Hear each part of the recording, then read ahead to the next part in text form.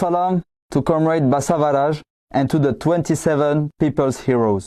We, as the fighters and commanders of the People's Army TICO, have learned that the Communist Party of India Maoist General Secretary Nambala Keshav Rao, known as Basavaraj, and 27 commanders and fighters of the People's Liberation Guerrilla Army were immortalized on May 21. For this reason, we send our condolences to all the workers, peasants, and laborers of India, especially to the fighters and commanders of our sibling army, PLGA. We respect the memory of the immortals and declare our eternal commitment to their struggle. Throughout his entire life of struggle, Comrade Basavaraj worked for the liberation of the workers and peasants with a consciousness of fire and a will of steel.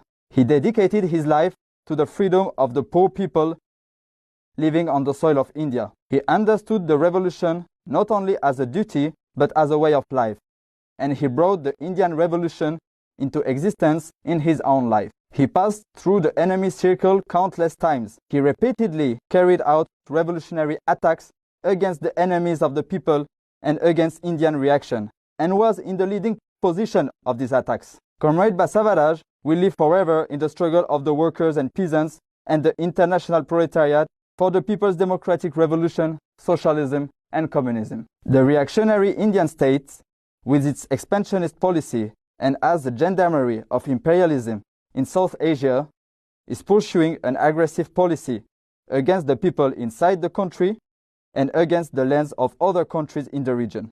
The fascist Brahmanical Hindutva RSS BJP regime is using fascist terrorism to defend the interests of large mining companies and multinational monopolies.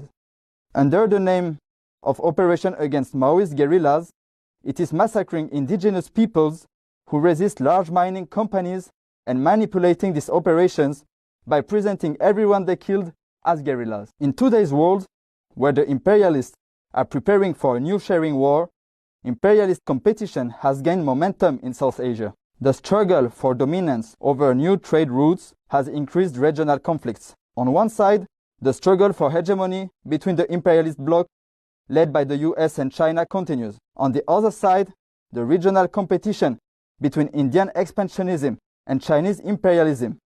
The hegemony struggle they have entered into in South Asia and Indochina are gradually evolving the regional tension towards a war.